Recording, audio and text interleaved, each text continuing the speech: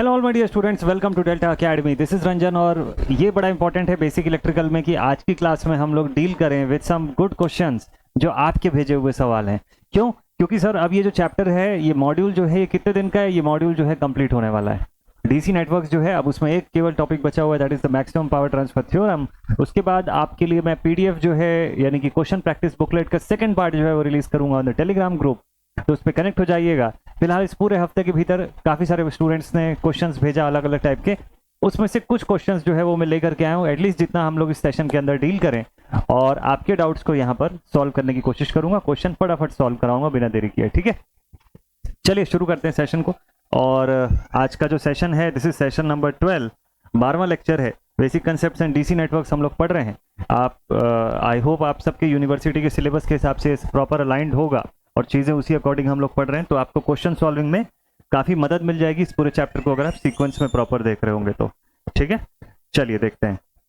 तो सबसे पहले देखते हैं भाई, problem solving on DC networks हम लोग देख रहे हैं। और इसमें आज का पहला क्वेश्चन जो है वो एक स्टूडेंट की तरफ से आया हुआ है, सौहार्दो की तरफ से आया हुआ है ये क्वेश्चन। और सौहार्दो ने ये क्वेश्चन लिखा हुआ है, भेजा हुआ है, ये शायद प्रैक्टिस बुकलेट या कहीं का है ये क्वेश्चन, जिसमें लिखा हुआ है find the voltage drop between x and y using KVL using the mesh analysis method. ठीक है, मेश एनालिसिस पढ़े हुए हैं हम लोग, इसको अप्लाई करते हैं, देखते हैं क्वेश्चन का आंसर जो है वो कैसे बनाना है हमको, ठीक है, स्टेप बाय स्टेप। तो सौहार्दो अगर आप ये देख रहे हो तो आई होप कि इससे आपको आपका डाउट जो है वो क्लियर हो जाएगा, है ना, क्लैरिटी मिलेगा इससे। कभी कभी क्या होता है ना, कुछ कुछ डाउट्स जहां तक हो सकता है मैं कोशिश करता हूं कि आपको फोन पर सॉल्व करके या हैंड रिटन बना के फोटो खींच के भेज दूं, बट कुछ डाउट्स ऐसे होते हैं ना जिसको सॉल्व करने से बाकी बच्चों का भी बेनिफिट होगा। मतलब बाकी स्टूडेंट्स का भी अगर हो सकता है ऐसे क्वेश्चंस में डाउट होगा तो वो उनको क्लियर होगा।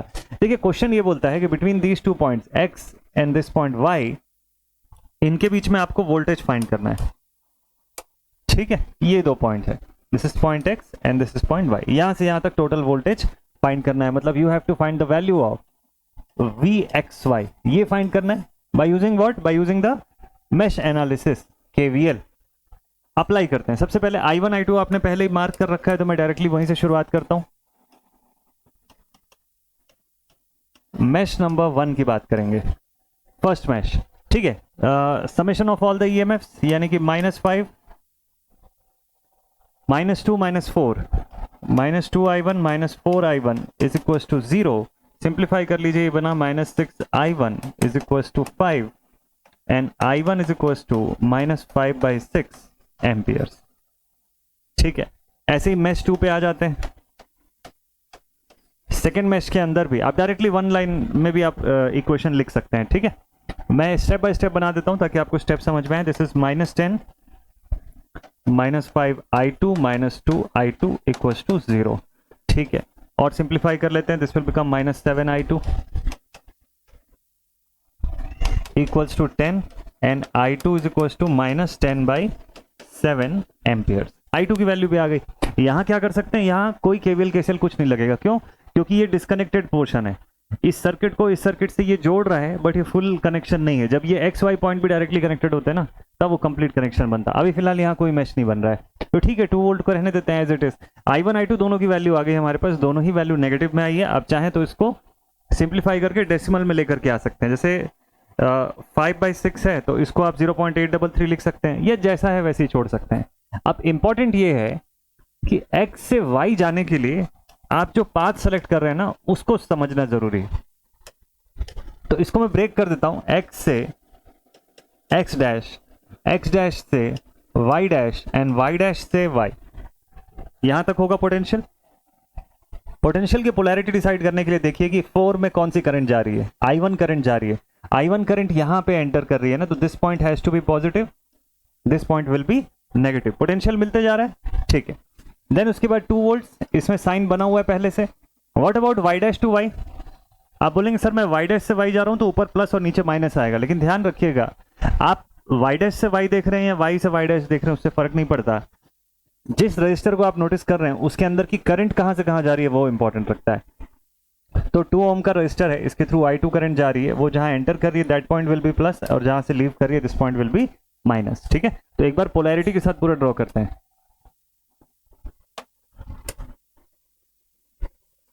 So if this is point X यहां से हम लोग शुरुआत किए ना। चलिए देखिए इसके बाद क्या आएगा, प्लस माइनस 4 ओम के अक्रॉस का वोल्टेज। फिर उसके बाद देखिए क्या आया नेक्स्ट, प्लस माइनस 2 वोल्ट।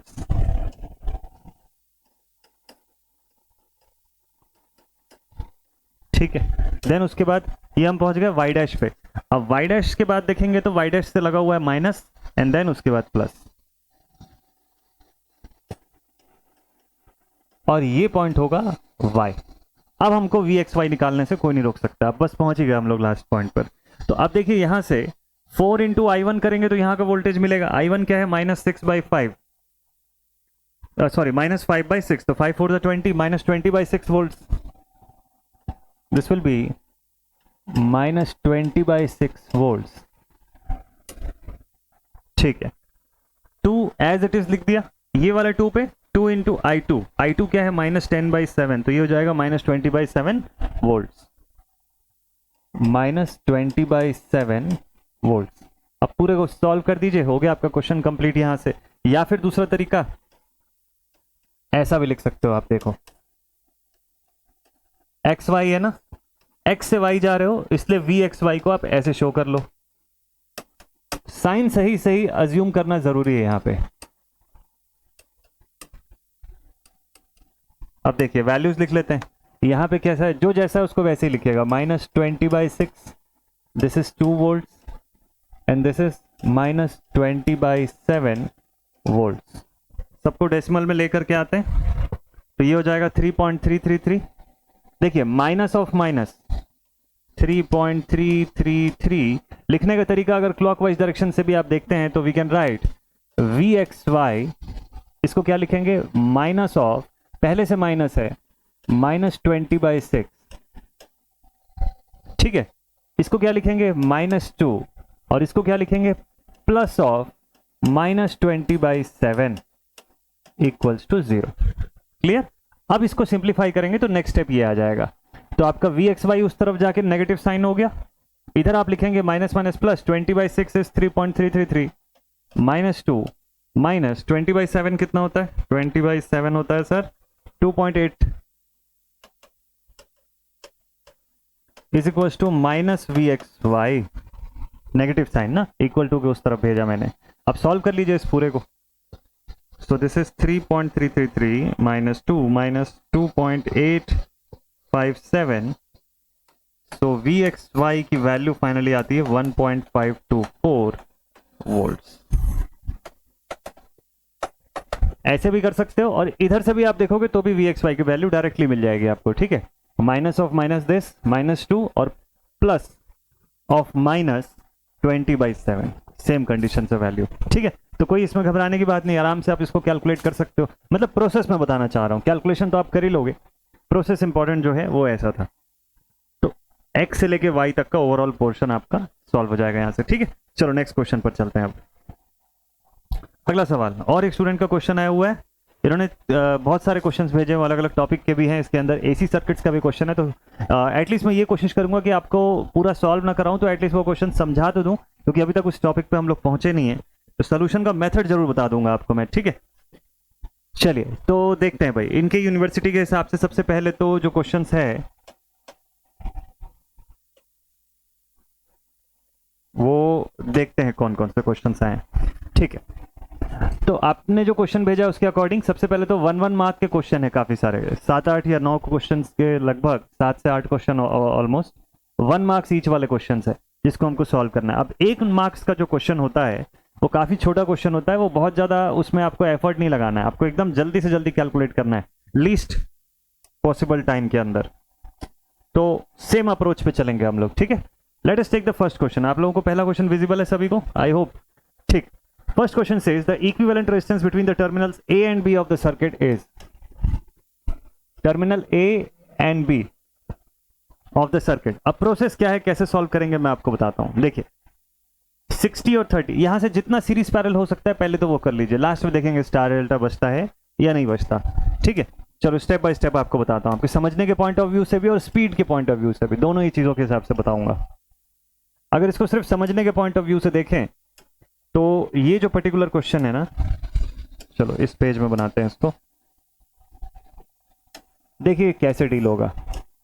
ये सर्किट है, इस सर्किट को थोड़ा ध्यान से देखो, ऐसी पहले ओरली सुन लीजिए कैसे बनाना है, फिर आप बहुत सारी चीजें मतलब 80% चीजें समझ में आ जाएंगी जितना मैं बोलूंगा, हो सकता है 100 भी आ जाए, बस ध्यान से सुनिएगा। तो देखिए जितनी सीरीज पैरेलल उसको पहले सॉल्व कर लीजिए। आपको देखते हैं 20 is in parallel with what, short circuit branch ना, इसके सामने क्या है, शॉर्ट सर्किट है, तो 20 क्या हो जाएगा, 0 हो जाएगा। 60 is in parallel with 30, 6 into 3 upon 6 plus 3 that is equals to 2, 6 3 is 18, 6 plus 3 9, 18 by 9 which is equals to 2, तो मतलब यहाँ पे कितना बचेगा, 20 बचेगा, 20। यहाँ पे आ गया 20, यहाँ पे हो गया 0, 60 60 पैरेलल कर दीजिए, यहाँ पे हो जाएगा 30। तो अभी तक फिलहाल आपके पास जो ब्रांच आएगी वो कुछ ऐसी दिखाई देगी। देखिए यहाँ पर हो गया 5 ओम, और इसके ठीक सामने हमारे पास होगा यहाँ पर 20 ओम्स। देन उसके बाद इस जगह पर सॉल्व करने के बाद आपके पास कितना आया, 30। सो ये कंटिन्यू हो जाएगा इंटू 30 ओम्स, और यहां पर पहले से एक और 30 ओम्स है हमारे पास। ये ब्रांच 0 हो जाएगी क्योंकि सामने शॉर्ट सर्किट था, इसलिए ये 0। ऐसी सर्किट कुछ बच रही होगी आपके पास। अब यहां पे अगर डाउट आ रहा होगा इस पॉइंट पे तो और इजी हो गया आपका क्वेश्चन। ध्यान से देखिएगा, इस वाले 30 को थोड़ा विजुअलाइज करिए, इसको आप यहाँ पे कहीं पे भी लगा सकते हैं। तो अल्टीमेटली यू कैन से कि this 30 is in parallel with this other 30। ठीक है, इन दोनों को पैरेलल में सॉल्व कर देंगे तो आपका नेक्स्ट इक्विवेलेंट सर्किट कुछ ऐसा दिखाई देगा। दिस इज 5, 20 यहाँ पहले से है, 5 है, और अब 30 पैरेलल टू 30 करके आपके पास आ गया यहाँ से 15, और ये सर्किट बची आपके पास ए एंड बी पॉइंट्स के साथ। दिस इज 15, तो 15 प्लस 5 दोनों सीरीज में आ गए, तो 20 20 parallel to 20 that is equals to 10। तो फाइनली आपका आंसर हो गया आर इक्विवेलेंट का इक्वल्स टू 10 ओम। ठीक है, तो मैंने कहां से सिंप्लीफिकेशन किया, देखिए मैंने सबसे पहले इन दोनों को सिंप्लीफाई किया। 20 parallel to short circuit is 0, तो anything in parallel with 0 is equals to 0, simple सी बात है। और कंसेप्ट भी यही बोलता है कि शॉर्ट सर्किट के साथ पैरेलल में कुछ भी आएगा उसका एग्जिस्टेंस 0 हो जाता है, कोई मतलब का नहीं है, दैट ब्रांच बिकम्स रिडंडेंट। तो शॉर्ट से पैरेलल में अगर ये ब्रांच आई 20 ओम्स की तो it has become redundant. Overall इसका रिजल्टेंट 0 आ गया। 60 पैरेलल टू 30 कर लिया हम लोगों ने, तो यहाँ पे आ गया 20, 60 60 सॉल्व कर लिया 30, 30 30 सॉल्व कर लिया यहाँ से, दैट हैज बिकम 15। तो ये सर्किट अल्टीमेटली बचती है यहाँ से 20 20 पैरेलल, आखिरी में 10, फाइनल आंसर। ठीक है, तो यही आपके नोट्स में भी दिया हुआ है, यहाँ पर 10 को हाईलाइट किया हुआ है। So this is correct, 10 is the right answer of this question. Clear. Second question पे आते हैं, चलिए क्वेश्चन नंबर 2, एकदम जल्दी से फटाफट से सॉल्व करिएगा। क्वेश्चन में क्या बोला है, देखो, Thevenin's resistance and Thevenin's voltage across terminal A and B. सोचो 1 मार्क्स में पूछा ये क्वेश्चन, मतलब डेफिनेटली बहुत छोटा क्वेश्चन होगा ना, इसको सॉल्विंग भी बहुत स्मॉल वे में ही करना है आपको, जल्दी से जल्दी, फास्टेस्ट। ये देखो इस क्वेश्चन में क्या पूछा, इस क्वेश्चन में पूछा है फाइंड VTH एंड RTH, ठीक, across A and B points. चलो सबसे पहले तो RTH ही बता दो, RTH कितना है वो बताओ आप, जो इजी होता है सबसे पहले वो सॉल्व कर लीजिए। आधा नंबर RTH का होगा, आधा नंबर VTH फाइंड करने का होगा, दोनों मिला के 1 मार्क्स। तो ध्यान से देखेंगे हम लोग, RTH फाइंड करने के लिए जितने भी एक्टिव सोर्सेज है सबको रिप्लेस कर देते हैं बाय देयर इंटरनल इंपीडेंसेस। तो वोल्टेज सोर्स हो जाएगा यहाँ से शॉर्ट सर्किट, करंट सोर्स हो गया ओपन, तो ultimately you will say 2 parallel to 2 that is equals to 1, तो RTH इज 1 ओम्स। ठीक है, RTH 1 ओम आ गया। अब VTH निकाल लेते हैं। VTH क्या होगा, VTH सर यहाँ का वोल्टेज या A से B के बीच का वोल्टेज है ना, कैसे निकलेगा, एक काम करते हैं, सोर्स ट्रांसफॉर्मेशन यूज कर लीजिए, 2 and 2 इसका ट्रांसफॉर्म कर लीजिए इनटू अ करंट सोर्स, तो ये बन जाएगा 1 एम्पियर का सोर्स। आप बिना ट्रांसफॉर्म किए डायरेक्टली भी सॉल्व कर सकते हो बाय यूजिंग KCL। ठीक है, KCL से बहुत आसान हो जाएगा ये क्वेश्चन, बट चलो मैं ट्रांसफॉर्म करके भी आपको दिखाता हूं यहां से। तो ये हो गया 2, this is also 2 and this is also 2 ampere, 1 ampere. ठीक है, आपको यहां पर VTH पूछा हुआ है। अब KCL लगाइए, लेट इट बी VA, तो क्या एक्सप्रेशन आएगा, देखिए 2 parallel to 2 this has already become 1, और ये वाला 2 और ये वाला 1 दोनों को मिला के बचेगा आपके पास 1। ठीक, तो इसका मतलब क्या हुआ, जो आपको VTH या VA पूछ रहा है उसका आंसर तो ऐसे ही दिख गया डायरेक्टली। हाँ, उसका आंसर तो सीधे ही सीधे मिल गया आपको। देखो इसको जैसे ही आप ट्रांसफॉर्म किए ना, तो I is equals to V/R किए, इसीलिए 1 एम्पियर डाउनवर्ड्स दिखाई दिया, 2 पैरेलल में आ गया, है ना। सोर्स ट्रांसफॉर्मेशन आप सबको पता है, बनाए हुए हम लोग इसका क्वेश्चन। इस 2 और इस 2 को ऐसे ही रहने दिए हम लोग, इसको चेंज नहीं किए। ठीक, तो अगर आप खाली इनको भी ट्रांसफॉर्म करोगे, केसीएल तो छोड़ दो, उसकी भी जरूरत नहीं पड़ेगी आपको, आप खाली ये दोनों करंट सोर्सेस को मर्ज कर दीजिए, it will become 2 and 1 3 ampere बना देगा ये ऐसे, ठीक है। और 2 और 2 को सॉल्व कर लोगे तो ये कितना बन जाएगा 1 ओम पैरेलल में। अब आपको यहां वीटीएच पूछा है, बोलिए बता देंगे वीटीएच। वीटीएच क्या होगा, जो 1 के अक्रॉस का पोटेंशियल होगा 1 into 3 वोल्ट, लेकिन माइनस में, साइन उल्टा।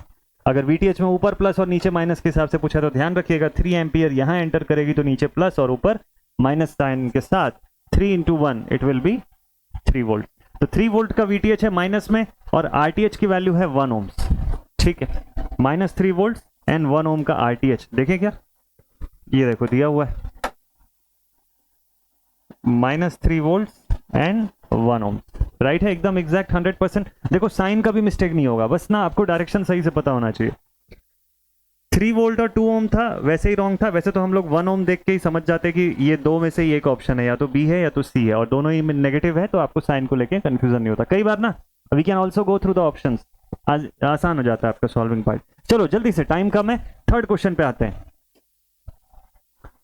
The value the voltage V marked in the circuit is, ये सब 1 मार्क्स वाले हैं यार, इसमें टाइम नहीं देना है ज्यादा, और इससे आपकी सॉल्विंग का स्पीड जो होगा ना वो बढ़ जाएगा। तो अच्छा है, ऐसे क्वेश्चन जरूर से बनाइए, आप सभी लोग प्रैक्टिस करिए। क्वेश्चन आपके सामने है, मेरे बनाने से पहले आप लोग सॉल्व कर लीजिए। देखिए आपको क्वेश्चन में बोला find the value of V, ऊपर प्लस और नीचे माइनस साइन के साथ। फर्स्ट थिंग, या तो आप डायरेक्टली केसीएल लगा दो, बिल्कुल सॉल्व हो जाएगा। केसीएल के हिसाब से यहां वी मान लो, जो आपका वी आएगा वही आंसर होगा। कैसे, देखिए अगर मैं यहां केसीएल लगाता हूं, मुझको क्वेश्चन में बोला फाइंड वी, ठीक है, वी फाइंड करना है। केसीएल लगा के हो सकता है, लेकिन आप सोचो कि क्या सच में केसीएल लगाना इतना यहाँ पे अच्छा रहेगा क्या, कि टाइम वेस्ट हो जाएगा।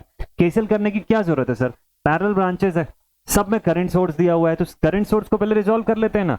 ऊपर 6 नीचे 1 मिला के कितना बचा 5, किस डायरेक्शन में, ऊपर की तरफ, ऊपर 5 दोनों मिला के 10, ठीक है। तो 10 एम्पियर का करंट, 10 ओम का रेजिस्टेंस, वोल्टेज कितना आएगा, V is equal to 10 into 10 that is 100 volt. हो तो गया, क्यों केसीएल लगा रहे हो, ये सब देख के आंसर करना है, कॉपी पेन नहीं छूना पड़ेगा आपको। 100 वोल्ट इज द आंसर। ये देखो डी ऑप्शन, यहाँ पे डी ऑप्शन 100 वोल्ट बन जाएगा। फिर से देख लीजिए क्या हुआ, तीनों करंट सोर्सेस को रिजॉल्व कर दिया पैरेलल में, ठीक है। डायरेक्शन देख लिया, 6 and 5 11 - 1 that is equal to 10, और 10 भी ऊपर की तरफ जाएगा। तो अगर 10 ऊपर की तरफ जाएगा तो ये एंटर करेगा यहाँ पे, जिसके हिसाब से पोलैरिटी में इधर प्लस और इधर माइनस होना चाहिए, सेम वैसे ही जैसे क्वेश्चन में पूछा हुआ है, इसलिए कोई साइन चेंज नहीं होगा, साइन बिल्कुल परफेक्ट मानेंगे हम लोग यहाँ पे, ठीक है। और उसके अकॉर्डिंग यहाँ का पोटेंशियल कितना आ जाएगा, 10 into 10 that is equal to 100 volt. हो गया क्वेश्चन कंप्लीट। नेक्स्ट सवाल पे चलते हैं। क्लियर, चलो ये पहले 3 थे, और देखते हैं, काफी सारे क्वेश्चन है, तो एक करके सबको जल्दी जल्दी से सॉल्व करते जाते हैं। नेक्स्ट क्वेश्चन नंबर 4, चलो देखते हैं। ये सवाल है, current I1 in the given circuit is, सबको विजिबल है ना, ठीक है। करंट I1 इस डायरेक्शन में जाने वाली करंट, कैसे फाइंड आउट करें, एक काम करते हैं, 18 और 2 को सोर्स ट्रांसफॉर्म कर दीजिए, कितना बनेगा 9, किस डायरेक्शन में, डाउनवर्ड, ठीक है। 9 हो गया, 2 4 वाली ब्रांच से ही करंट पूछा है, और इस तरफ 3 है, 3 एम्पियर, ठीक है। अब 3 और 9 का क्या रिलेशन दिख रहा है आपको, 3 अपवर्ड्स है, 9 डाउनवर्ड्स है, रिलेशन के हिसाब से 6 दिखाई देगा हमको डाउनवर्ड, 2 4,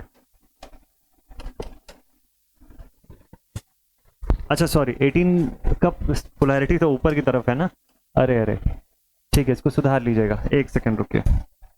तो फिर 6 नहीं, 9 ऊपर की तरफ जाएगा, 3 भी ऊपर की तरफ, तो 9 10 11 12 12 एम्पियर ऊपर दिखाई देगा, ये 12 ampere in the upward direction, बिल्कुल सही है।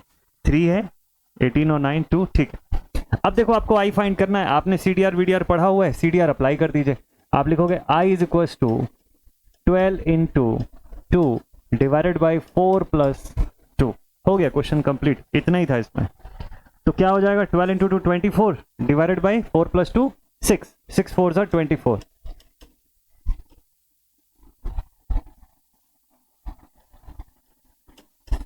4 एम्पियर इज योर आंसर। ठीक है, क्या ये चीज सिर्फ देख के कर सकते थे बिना ये सब लिखे? हाँ बिल्कुल कर सकते थे। देखो माइंड में आप क्या करते, आप बोलते अच्छा 18 और 2 है सर, यहाँ 9 आ गया, 9 ऊपर की तरफ 3 ऊपर की तरफ, दोनों को मर्ज कर दिया, बन गया कितना 9 10 11 12 12 आ गया यहाँ पे, 2 पैरेलल 4 पैरेलल, 2 और 4 है, I1 डायरेक्टली बता देंगे सर, कैसे निकालेंगे? तो 12 into 2 opposite branch divided by 2 plus 4, बस माइंड में कितना कैलकुलेशन करना था आपको, तो बन जाता है ये। राइट आंसर इज 4, बिल्कुल सही है। नेक्स्ट क्वेश्चन देखिए, अगला सवाल, question number 5, the time constant of the circuit for t greater than 0 for a single voltage RL circuit is. देखिए ट्रांजिएंट का क्वेश्चन है, transient analysis of the first order, जिसको कि अभी जो ट्रांजिएंट सीरीज आप लोग की ऑनगोइंग थी, इसी चैनल पे प्लेलिस्ट बनी हुई है ट्रांजिएंट की, उसको जरूर से देखिएगा। बेसिक इलेक्ट्रिकल से अलग करके मैंने ट्रांजिएंट इसलिए पढ़ाया क्योंकि मुझे ट्रांजिएंट बहुत ज्यादा डीप में आपको बताना था, ताकि वो नेटवर्क एनालिसिस के पॉइंट ऑफ व्यू से भी काम आए और गेट ESC के एग्जामिनेशन के हिसाब से भी वो इफेक्टिव साबित हो आपके लिए।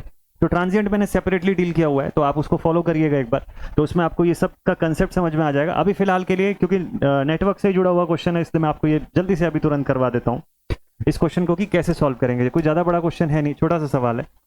टाइम कांस्टेंट पूछा इस सर्किट का for t greater than 0 for a single voltage RL circuit.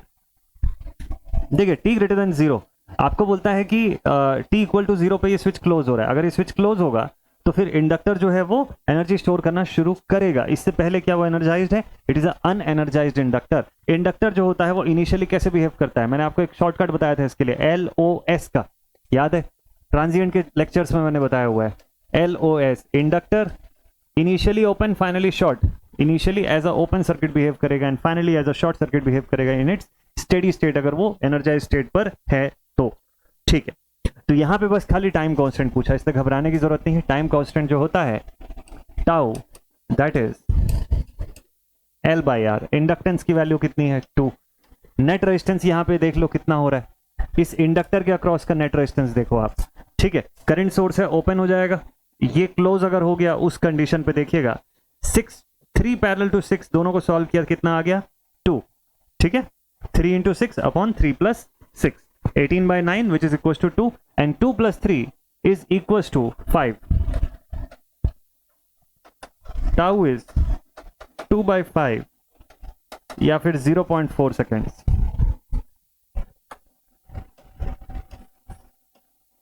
Option B जो दिया हुआ है this is right. Simple time constant की यहां पे 1 टाइम कांस्टेंट के रिस्पेक्ट में अगर पूछेगा तो L/R। आपको स्टेडी स्टेट के लिए पूछता तो 5 टाइम कांस्टेंट लेना होता आपको, बट यहां वो सब नहीं पूछा हुआ है। फर्स्ट ऑर्डर एनालिसिस का क्वेश्चन जरूर है, लेकिन आपको जस्ट एक बेसिक सा चीज पूछा हुआ है, तो इसमें ऐसा कुछ खास सॉल्व करने का नहीं था, बस केवल टाइम कांस्टेंट का फॉर्मूला जो है उसको यूज करिए और उसके बेसिस पे आप डायरेक्टली आंसर बता दीजिए। ठीक है, चलिए नेक्स्ट अगले क्वेश्चन पर चलते हैं। और क्वेश्चन है, AC सर्किट्स का क्वेश्चन है, तरीका बता देता हूं, इसको सॉल्व आप कर लीजिएगा खुद से। बोलता है the value of cos phi for R 10 ohms, XL 10 ohms and XC 5 ohms is. अब बस अगला चैप्टर हम लोग का यही शुरू होने जा रहा है AC सर्किट्स का, तो मजा आएगा सॉल्व करने में, बहुत वैरायटी ऑफ क्वेश्चंस करवाऊंगा आप लोग को। बट चलिए इसको देखते हैं। यहाँ पावर फैक्टर आपको पूछा है, हमको पता है cos phi जो होता है ना, it is equal to R/Z, और Z क्या होता है?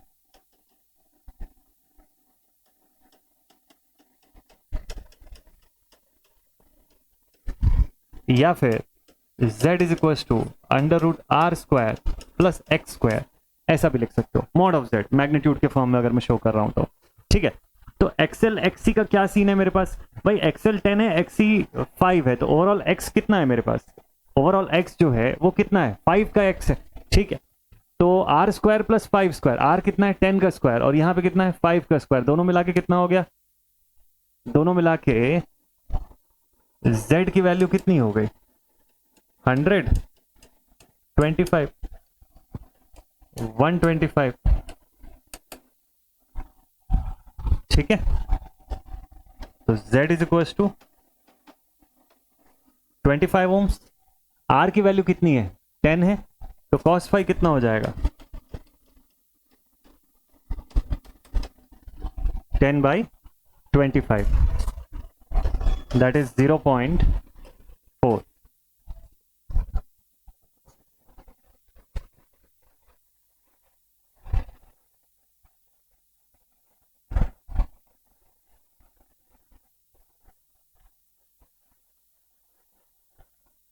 10 माइनस 5 5, ठीक है, इसका स्क्वायर 100, ठीक तो है।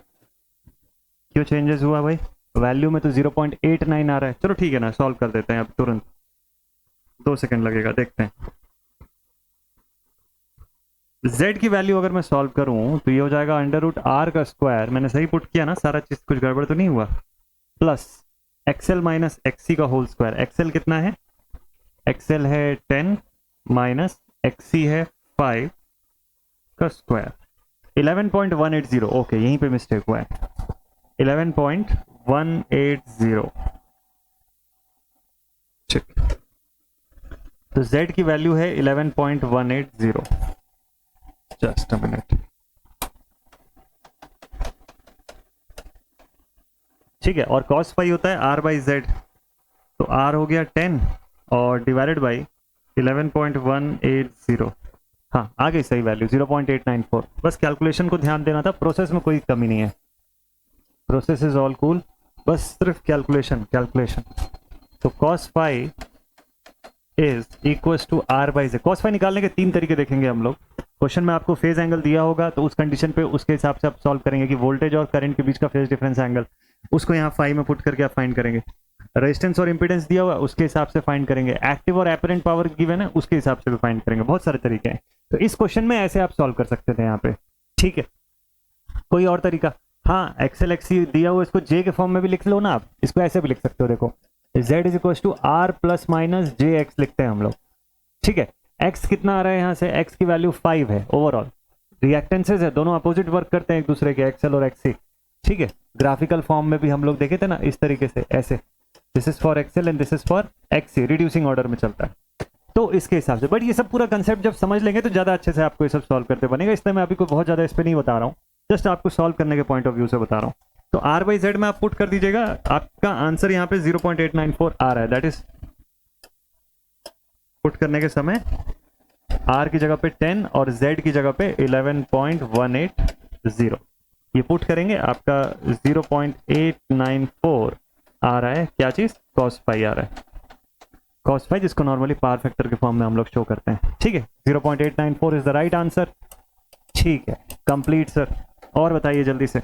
देखिए, एक क्वेश्चन नंबर 7 दिया हुआ है, लिखता है calculate the time constant for R इतना एंड सी इतना, मतलब आरसी सर्किट है, आरसी सर्किट का टाइम कांस्टेंट कितना होता है? Tau is equal to RC लिखते हैं हम लोग, ठीक है। R is 100, C is 100 milli farad, तो 100 इंटू 100 कितना हो गया? 100 मतलब 10,000, ठीक है। लेकिन ध्यान रखिएगा मिली है, तो इंटू 10 का पावर -3 कर दीजिए, यानी कि 1 2 3, 3 0 हटा दिया, टाउ की वैल्यू 10 सेकेंड। आगे फाइनल आंसर। देखो कैलकुलेशन ना आसान हो जाएगा, आप लोग जो गलती करते हो वो ऐसे सब चीज़ों में करते हो, आपको प्रोसेस पता रहता है। मोस्टली मैंने देखा है कि स्टूडेंट्स को ना फॉर्मूला या प्रोसेस पता रहता है, वो गलती कहाँ कर देगा? अब वो 10 की जगह कई किसी बच्चे का 1 सेकंड आ जाएगा और किसी का 100 सेकंड आ जाएगा आंसर, तो वहां पे मिस्टेक होगा। क्यों? पावर पुट करने में, चीज़ों को मल्टीप्लाई, अब वो ध्यान नहीं देगा कि मिली फेरेड था, है ना। तो ऐसा वाला गलती होता है आप लोग से, तो बस इतने को अगर आप ध्यान रखेंगे ना तो नहीं होगी ऐसी गलती। बाकी प्रोसेस तो प्रोसेस है, फिक्स है। एसी तो सबसे आसान चैप्टर है, सबसे ईजीएस्ट चैप्टर है, क्योंकि उसमें सारी चीजें एकदम फिक्स्ड प्रोसेस पे चलती है, सब फॉर्मूला बेस्ड है, कोई बहुत ज्यादा चक्कर है ही नहीं। एक बार कंसेप्ट समझ गए तो सारी चीजें आसानी से आप डील कर लोगे, तो प्रॉब्लम नहीं जाएगा आपको, ठीक है। चलो 8वें सवाल पे चलते हैं। लिखता है v equals to vm sin omega t and i equals to im sin omega t plus 5। देखो vm sin ओमेगा t मतलब यहां पर है, ये जगह है, रेफरेंस मान लेता हूं मैं इसको, ठीक है। तो इस रेफरेंस से करंट क्या कर रही है? लीड कर रही है बाय 5 डिग्रीज,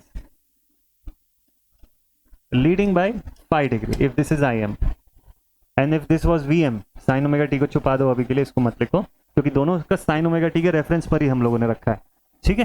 तो मैं अगर फेजर के हिसाब से चेक करूंगा, and if this is omega radians per second की एंगुलर फ्रीक्वेंसी से अगर ये पूरा फेजर रोटेट कर रहा है in the anti clockwise direction, तो करंट im जो है वो लीड कर रहा है from vm by 5 degrees as per this equation. और इसका मतलब क्या समझ में है कि या तो आप बोल दो कि करंट लीड कर रही है बाय 5 डिग्रीज, या आप बोल दो कि वोल्टेज लैग कर रहा है बाय द 5 डिग्रीज, बात दोनों एक ही है, ठीक है। बट ज्यादा इस एक्सप्रेशन के हिसाब से सही बात ये होगी कि आप बोलो करंट लीड कर रहा है फ्रॉम दिस वोल्टेज vm, तो करंट लीड्स जो लिखा हुआ है 8वें सवाल के अंदर, विच इज राइट, ठीक है। तो इस वजह से ये आंसर करेक्ट है, बिल्कुल परफेक्ट है भाई। चलो नेक्स्ट क्वेश्चन देखते हैं। ये क्वेश्चन और आया हुआ है, इसमें लिखता है the switch has been closed for a long time till t equals to infinite where the capacitor is fully charged for the infinite time and the switch is opened at t equals to 0. अब देखो switch ना initially close था, अगर switch initially close था तो capacitor पहले से ही charge हो गया होगा. कैपेसिटर ट्रांजिएंट का क्वेश्चन है ये भी. कैपेसिटर अगर फुल्ली चार्ज हो गया होगा तो इन दैट केस आप सबको पता है कि कैपेसिटर के केस में मैंने क्या आपको शॉर्टकट बताया हुआ है, CSO बताया हुआ है मैंने. मतलब capacitor initially short and finally as open behave करता है. Capacitor behaves initially as short and finally as open circuit. अच्छा, तो जब ये कैपेसिटर लॉन्ग टर्म के लिए चार्ज हुआ होगा इन दैट केस ये फुल्ली चार्ज हो गया होगा, और अगर फुल्ली चार्ज हो गया है तो उसका मतलब ये ओपन सर्किट की तरह बिहेव कर रहा होगा. ये स्टेडी स्टेट अपनी अटेन कर चुका है ऑलरेडी. तो अब जब आप स्विच ओपन करेंगे ना तो सडनली कुछ नहीं बदलने वाला है, यहाँ पे सडन चेंज कुछ भी नहीं होगा. ठीक है, there will be no sudden change, ऐसा कोई सडन चेंज की कंडीशन नहीं है यहाँ पर. ठीक है, the switch has been closed for a long time till t equals to infinite where the capacitor is fully charged for infinite time and the switch is opened at t equals to 0. तो देखो t0 plus पर जो condition है वही t0 minus पर भी condition होगी. Sudden में चेंजेस ज्यादा नहीं होंगे इसके अंदर. तो value of vt as t equals to infinite, ये vt voltage across the capacitor t equals to infinite पे कितना होगा. देखो कैपेसिटर अगर ओपन सर्किट की तरह बिहेव कर रहा है ना तो बिटवीन दीज 2 पॉइंट्स यहां से यहां का जो पोटेंशियल आप निकालोगे वही आपका आंसर होगा. ठीक है, यहां से यहां तक का पोटेंशियल. अब आप 80 इंटू इसका आप सोर्स ट्रांसफॉर्मेशन कर सकते हो अगर चाहो तो. इन दोनों का ट्रांसफॉर्मेशन कर दो, इसका पोटेंशियल बता दो वोल्टेज डिवाइडर लगा के, इसका जो वोल्टेज आएगा वही यहाँ का आंसर हो जाएगा. एकदम डायरेक्ट आंसर आएगा. कैसे, फिर से समझिए. 80 और 7.5 मिली एम्पियर का आप ट्रांसफॉर्म कर दो. कैसे ट्रांसफॉर्म करोगे, 80 इंटू 7.5 कर दो आप. 1 किलो में 1 मिली में कैंसिल आउट हो जाएगा. ठीक है, तो 600 के करीब की आपके पास वैल्यू आएगी. देखो सर्किट में ऐसे शॉर्ट में बता देता हूं कैसे बनेगा. और 80 आ गया आपका यहां से सीरीज में, पहले से 20 रखा हुआ है तो 100 हो जाएगा. ठीक है, और यहां पर कितना है, 50 है. स्विच बंद होने के बाद 50, ये भी के में है तो कोई दिक्कत ही नहीं जानी है. और कैपेसिटर क्योंकि लॉन्ग टर्म से चार्ज था इसलिए ये ओपन सर्किट की तरह बिहेव करेगा. अब आप वोल्टेज डिवाइडर लगाइए, इसको 100 बना लीजिए वापस से. 80 और 20 100 हो जाएगा. ये ऐसा दिखाई देगा 100, ये हो जाएगा 50 और यहां हो गया आपका 80 सॉरी 600. सॉल्व कर लीजिए, यहां का पोटेंशियल फाइंड कर लीजिएगा वोल्टेज डिवाइडर से. मतलब V is equal to 600 into 50 upon 100 plus 50, 3000 divided by 150. 200 बचेगा आपके पास आंसर में. 200 का आंसर जो है वो आपको यहां से दिखाई देगा. Time constant for t greater than 0. Time constant क्या होता है, कैपेसिटिव सर्किट है, RC होता है. तो tau is equal to RC निकाल लो. मैं एकदम ना शॉर्टकट तरीका आपको बता रहा हूं जितना डायरेक्ट हो सके सॉल्व करने का.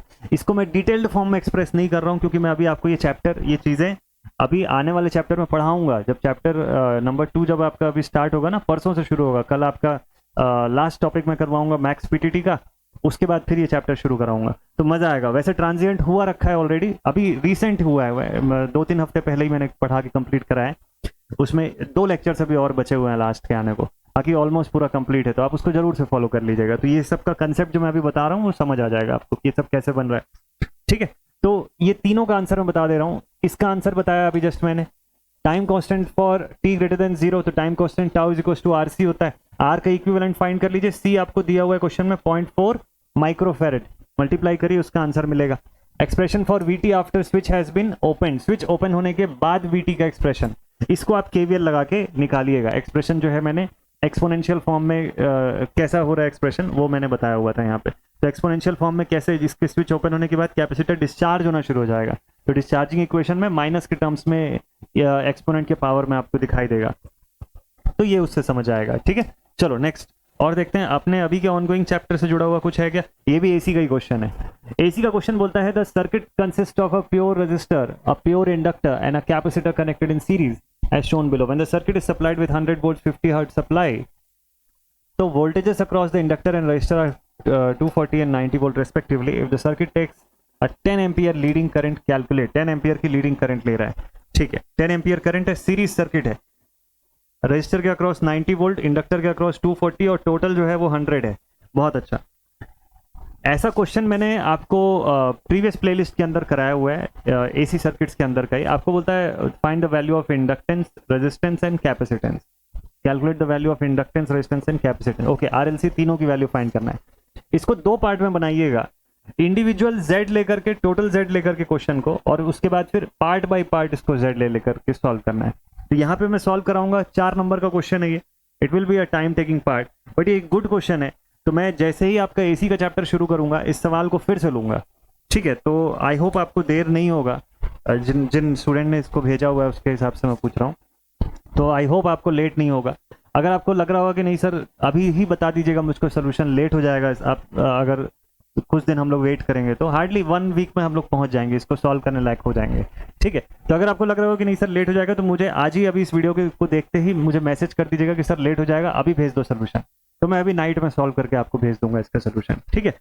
बट ये अभी यहाँ पर वर्ड डिस्कसिंग नहीं है, इसको थोड़ा सा टाइम लगेगा, क्योंकि समझा के मुझे बताना पड़ेगा इक्वेशन बना के कि कैसे बनेगा ये, बट ये हो जाएगा, ऐसा कोई बिग थिंग नहीं है, ठीक है। चलो और देखें अभी तुरंत में और क्या सॉल्व कराया जा सकता है। ये भी एक बड़ा क्वेश्चन है, बट इसको सॉल्व करना इजी रहेगा, कैल्सी की हेल्प से मैं बताता हूँ कैसे बनाओगे आप। Circuit shown below, total circuit impedance. देखिए Z1, Z2 और Z3, Z1 Z2 पैरेलल में है, तो आपको लिखना पड़ेगा Z1 into Z2 upon Z1 plus Z2, और लास्ट में जो भी आएगा उसको Z3 के साथ आपको सीरीज करना पड़ेगा, that will give you Z equivalent of this circuit. तो इंडिविजुअल ना पहले इंपीडेंसेस को रिजॉल्व कर लीजिए, और ध्यान रखिएगा सबको एंगल के साथ लिखना है पूरा। तो ये सब चीज़ जब मैं, इसलिए मैं अभी नहीं बता रहा हूँ, क्योंकि अभी बताऊंगा ना हड़बड़ी में तो आपको बहुत सारी चीज़ें क्लिक नहीं करेगी माइंड में। यहाँ पे आप जब Z1 लिखोगे, मैं एक का तरीका बता देता हूँ, Z1 लिखोगे it will be 4 plus 3J, Z2 हो जाएगा 6 minus 8J, and Z3 will be 1.6 plus 7.2J, ठीक है। इंडक्टर है इसलिए प्लस, कैपेसिटर इसलिए माइनस। ये सब क्यों होता है ये भी बताऊंगा क्लास के ड्यूरेशन में। तो ये इंडिविजुअल, इतने को कैल्सी में पुट करिए, कैल्सी में कॉम्प्लेक्स ऑपरेशन करना आपको आना चाहिए, तब आप ये चीज एज इट इज पुट कर पाएंगे। और फिर जब इसको रिजॉल्व करेंगे जैसा मैंने लिखा है उसकी जगह पे ये सारी वैल्यूज पुट करिए, तब आपको Z इक्विवेलेंट मिलेगा। और याद रखिएगा आंसर आपका Z इक्विवेलेंट का पोलार फॉर्म में आएगा, रेक्टेंगुलर में नहीं लेके आना है। कैल्सी आपको रेक्टेंगुलर ही आंसर देगा, जैसे मैंने लिखा है ना ये J के फॉर्म में, वैसे ही आंसर आएगा आपका। लेकिन आंसर आपको कभी भी हमेशा मैग्नीट्यूड के फॉर्म में बताना होता है एग्जामिनेशन में। चेकर जो होगा वो मैग्नीट्यूड के फॉर्म का आंसर ढूंढेगा आपकी कॉपी में, या ये जो क्वेश्चन आपने भेजा है इसके साथ भी आंसर जो दिया होगा देखिएगा वो भी पोलार फॉर्म में ही आंसर गिवन होगा, मोस्टली ऐसा गिवन रहता है। तो इस पॉइंट ऑफ व्यू से हमको चलना है, ठीक है। तो हमको कन्वर्ट करना आना चाहिए इसको लास्ट में, कैल्सी से हो जाता है विद इन सेकेंड्स, बहुत छोटा सा ऑपरेशन है ये। सेकंड पूछता है supply current and power factor. देखो एक बार Z निकल गया ना तो करंट निकल जाएगा, IRMS is equal to VRMS upon Z equivalent, बस ये करना है। VRMS आपको 100 गिवन है, 100 divided by that Z equivalent, हाँ एंगल के साथ पुट करना है, लेकिन वो पुट करिएगा, IRMS मिल जाएगा आपको यहाँ से। पावर फैक्टर कैसे निकालेंगे, देखो पावर फैक्टर में आपको करंट का एंगल मिल गया, वोल्टेज के रिस्पेक्ट में आपको वो लीड लैग जो भी करता हुआ दिखेगा उसके हिसाब से लिखिएगा। वो भी नहीं करना है तो फिर इक्विवेलेंट के फॉर्म में लिखिए, ठीक है। Z इक्विवेलेंट के केस में आपको जो एंगल मिल रहा होगा ना ओवरऑल, वही पावर फैक्टर एंगल भी होता है, तो डायरेक्टली आप उसको लिख सकते हो। Active and reactive power, active power यानी कि power is equal to VRMS IRMS cos phi, और रिएक्टिव पावर जो होता है that is VRMS IRMS into sin phi. तो cos फाई निकाले ही थे हम लोग ये इस वाले पार्ट के अंदर, तो उससे फाई निकाल लीजिए, उसको साइन में पुट कर दीजिए, तो वो वैल्यू आ जाएगी। तो phi is equal to cos inverse, जो भी वैल्यू आई उसके अकॉर्डिंग, ठीक है। और कुछ, ये लास्ट क्वेश्चन, चलो इसको भी थोड़ा सा बता देता हूँ। आपने बोला था वैसे कि सर मैश वाला मत बताइएगा, मैश का बन गया है करके, तो मैं जस्ट एक ओवरव्यू बता देता हूँ बाकी बच्चों के लिए। मैश का ये वाला क्वेश्चन था, लिखा हुआ in the circuit shown determine the mash currents I1 I2 and I3, ठीक है। I1 I2 I3 इस मैश की करंट, इक्वेशन क्या क्या बनेगा एक बार देख लेते हैं जल्दी से। मैश 1 की अगर मैं बात करूं तो EMF के दो सोर्सेस दिखाई देते हैं, 7 और 6, ठीक है। तो ये हो जाएगा +7 -6, कितना बचा -1, ओके, हाँ +1, अच्छा ठीक है। 1 and 2 3, तो दिस इज -3, ओहो ये कलर तो दिखेगा ही नहीं। देखिए इक्वेशन क्या क्या आएगी ना, बस वो लिख लेते हैं ताकि हमको कंफर्म रहे कि हम लोग सॉल्व कर रहे हैं तो सही सॉल्व कर रहे हैं, ठीक है। -3I1 +1I2 + 2i3 is equals to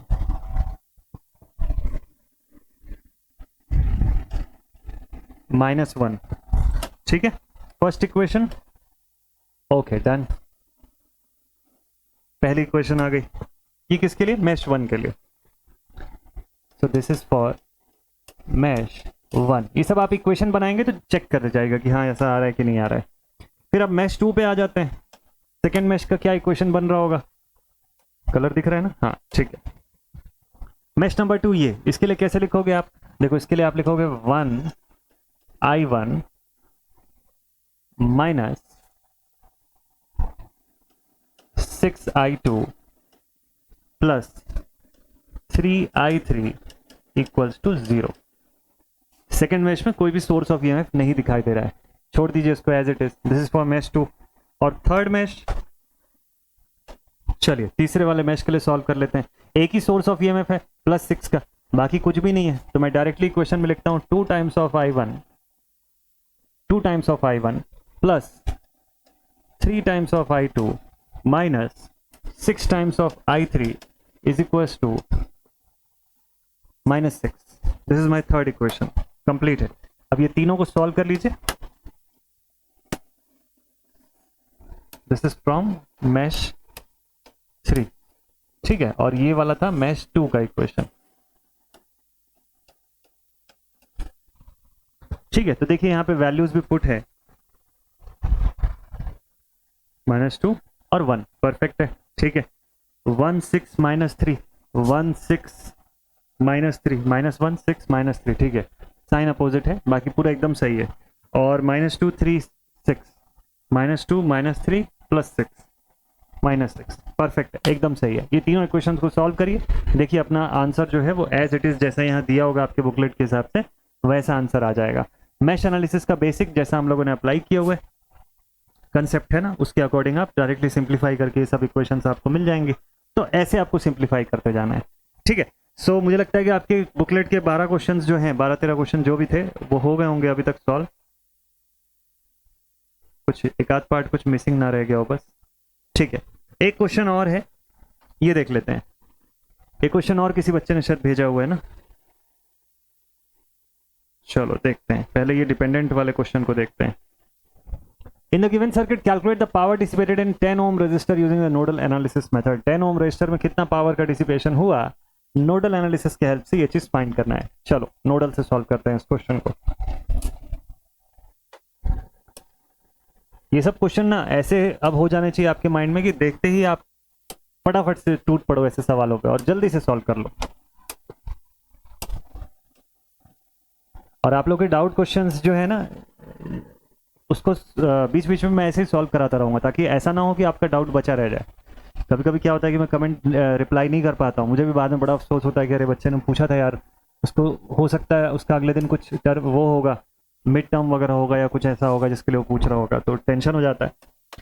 तो इसीलिए मैं कोशिश करता हूँ कि सेशन के अंदर ही डील कर दूँ, और नहीं तो फिर आपको पर्सनली रिप्लाई कर दूँ। बट आप डाउट अपने भेजते रहिए, और सर्किट सॉल्विंग में फुल ऑन कॉन्फिडेंस गेन करिए। घबराना नहीं है, सर्किट देखते खुश हो जाना है, बल्कि अरे यार ये तो आसान है यार, मस्त है, मजा आएगा, पूरे नंबर मिलने का जुगाड़ हो गया यहाँ से, तो है ना, ऐसा सोचना है। चलो देखते हैं। अब आपको केसीएल से सॉल्व करने बोला, केसीएल ही बोला है ना, नोडल एनालिसिस। ठीक है, पावर डिसिपेटेड 10 ओम रेजिस्टर पर, वहां पर। ठीक है, IX कैसे डिनोट करूंगा मैं? IX हो जाएगा VA/2। ओके, तो IX हो जाएगा, मैंने आपको बोला था डिकोड कर लीजिएगा हमेशा कि कैसे आप शो करेंगे उस चीज को अपने मेथड के अकॉर्डिंग। यहां पर मैं VA लिखने जा रहा हूं। ठीक है, मेरे हिसाब से सारी करंट्स ऐसे आउटगोइंग डायरेक्शन में जा रही है। ठीक, तो अब इक्वेशन बनाना शुरू कर देता हूं। जंक्शन A, दूसरा वाला तो रेफरेंस है, इसको मैंने रेफरेंस मान लिया, V0 = 0 वोल्ट। तो वो सब शो नहीं कर रहा हूं, मैं डायरेक्टली लिखता हूं यहाँ पे। इसको एज अ वोल्टेज सोर्स में ट्रीट करूंगा, and I will write VA minus 2IX divided by 5 plus VA/2 plus VA + 5/10 = 0। अब 2IX का मतलब क्या होगा? 2IX का मतलब VA ही होगा। देखो IX है VA/2, तो 2IX क्या हो जाएगा? 2 और 2 कैंसिल, VA बचेगा।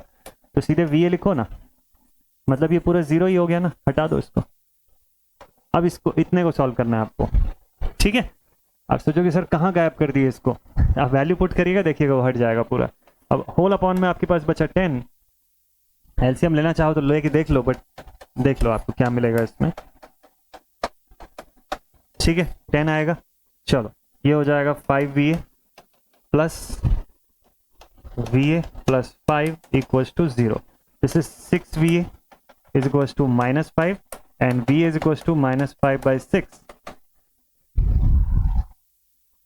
ठीक है, -5/6 वोल्ट्स लिख लो इसको। VA की वैल्यू, पावर फाइंड आउट करना है तो देखो यहाँ का पावर फाइंड आउट करना है आपको बोला 10 का, तो पावर इज इक्वल्स टू या तो V²/R भी कर सकते हो, ठीक है, और या तो फिर I²R के फॉर्म में कर सकते हो। यहाँ से कितनी करंट जा रही है वो आप फाइंड कर लो। करंट कैसे निकालेंगे वहां से, देखो करंट निकालने के लिए आप इस ब्रांच की करंट फाइंड करना चाह रहे हैं ना, तो आप लिखेंगे I dash is equals to VA plus 5 divided by 10, यही करके करंट निकल के आएगा। तो VA खुद कितना है, VA की वैल्यू -5/6 है, तो -5/6 plus 5 whole divided by 10, okay ठीक है। 6 5 30,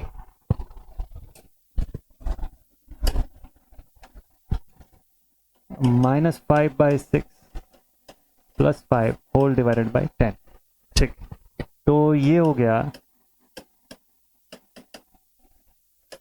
-5 प्लस 30 डिवाइडेड बाई 6 इंटू 1/10, तो ये हो गया कितना 25/6 into 1/10, that is 25/60, 25/60 that is the value of what, that is the value of I dash.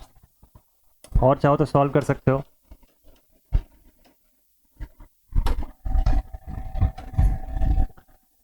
Five by 12 ampere current की वैल्यू, फ्रैक्शन में ही छोड़ रहा हूं मैं, कैलसी ज्यादा यूज नहीं कर रहा हूं, चाहो तो कर सकते हो। यहाँ पे करंट की वैल्यू इतनी आ गई, पावर आप फाइंड कर लो, power is equal to I²R, तो यानी कि 5/12 का square into 10, power is equal to 5/12 का स्क्वायर इंटू 10, ये कर लीजिए 25/144 इंटू 10, 250/144 watts.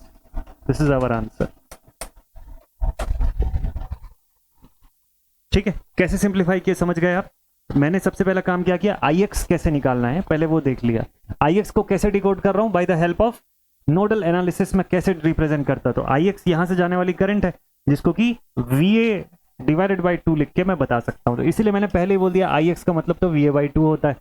अब इस ब्रांच के लिए लिखना था तो मैंने लिखा equation VA - 2IX divided by 5, यहां पे लिखा VA - 2IX upon 5 plus VA/2 plus VA plus 5/10, VA plus 5/10, यहां तक तो सब ठीक था। मैंने आपको बोला कि काम करो यहीं पे IX की वैल्यू पुट कर दीजिए, तो हम लोग IX बराबर क्या पुट किए, VA/2 पुट किए। अब जैसी VA/2 मैं यहां पे लिखूंगा, ये देखें, इसको हटा करके मैंने क्या लिख दिया, मैंने लिखा VA/2, तो 2 और 2 कैंसिल आउट हो गया और VA माइनस VA क्या हो गया, खत्म हो गया ये वाला पोर्शन पूरा जीरो। अब आप दोनों चीज कर सकते हो, या तो आप इसको पूरे इक्वेशन को सॉल्व कर लेते और आखिरी में IX की वैल्यू पुट करते, ठीक है, बार बार फालतू में मल्टीपल वहां बनाना पड़ता है आपको, और कुछ नहीं कर सकते हो। वैसा भी सिंप्लीफाई करके आखिरी में भी पुट कर सकते हो, और या तो फिर शुरू में ही पुट करके हटा दो, इजी हो जाएगा आपका क्वेश्चन, ठीक है। तो ये चीज मैंने किया, इस पोर्शन को हटा दिया, होल अपॉन में आ गया 10, 2 5 10, तो 5VA, यहां से VA प्लस 5। अब ये देखिए 5 and 1 that is 6VA plus 5, तो 6VA is equal to -5, VA is equal to -5/6, ये VA की वैल्यू मुझे मिल गई। अब इसके हेल्प से मैंने यहाँ का करंट फाइंड आउट किया, ऐसा करके हम लोग सिंप्लीफाई कर सकते हैं, बन जाएगा आप लोगों से ये सब क्वेश्चन। चलिए और देखिए नेक्स्ट क्वेश्चन क्या है। टेलीग्राम में और भी किसी स्टूडेंट ने भेजा हुआ है, चलो ये वाला भी मैं बता देता हूँ एक बार कैसे बनेगा। Find the voltage V1 and V2 using nodal analysis. Also evaluate the power in 12 ohm resistor. 12 ओम का रजिस्टर है, इसमें पावर फाइंड आउट करना है। अच्छा, और V1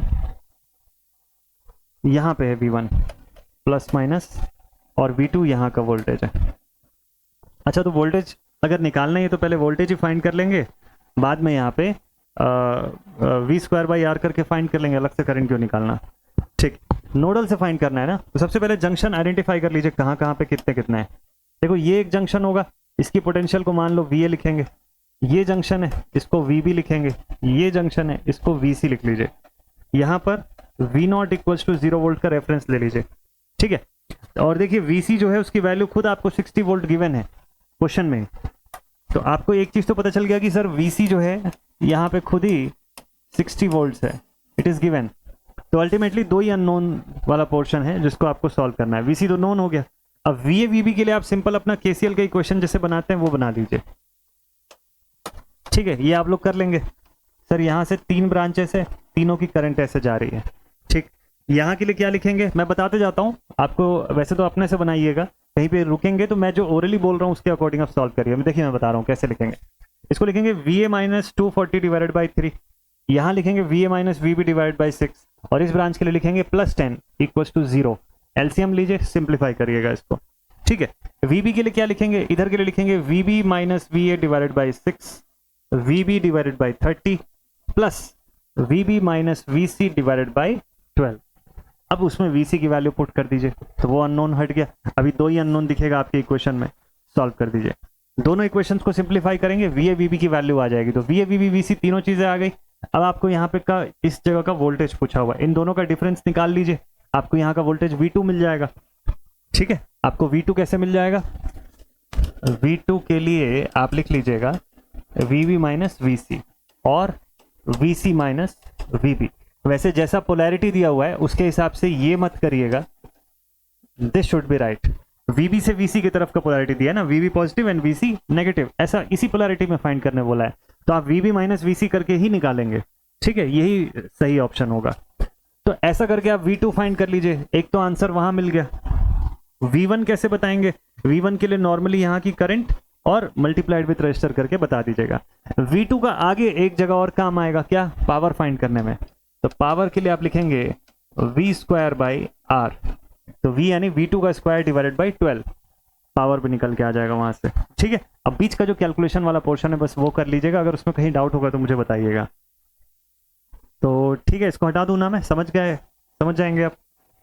मुझे लगता है इतना क्वेश्चन था, हाँ जी इतना क्वेश्चन था अभी तक मेरे पास, जितना जो टेलीग्राम ग्रुप पे आया, जिसको कि मैंने सॉल्व करके आपको डायरेक्टली नहीं भेजा है, उसको मैंने बोला ठीक है क्लास में रख लेता हूँ मैं ये क्वेश्चन को, ताकि एक दिन का ब्रेक मिलना चाहिए आपको भी। लगातार डेली टॉपिक्स तो पढ़ रहे हैं, लेकिन क्वेश्चन सॉल्विंग भी तो जरूरी है ना, कि क्वेश्चन सर डाउट क्वेश्चन नहीं सॉल्व होगा तो कैसे मजा आएगा। तो ये वाला पोर्शन आई होप आपका क्लियर होगा।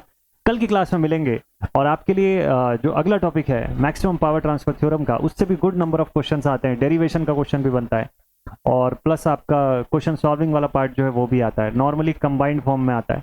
तो दोनों चीज, सारी चीजें आपको बताऊंगा डिटेल एक्सप्लेनेशन के साथ। तो कल की क्लास में मिलते हैं और इस चैप्टर को कंप्लीट करते हैं।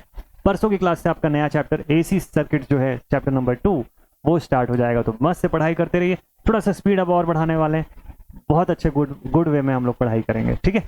चलिए मिलते हैं नेक्स्ट सेशन में। Take care all my dear students and keep watching this lecture, stay connected. Jai Hind, thank you.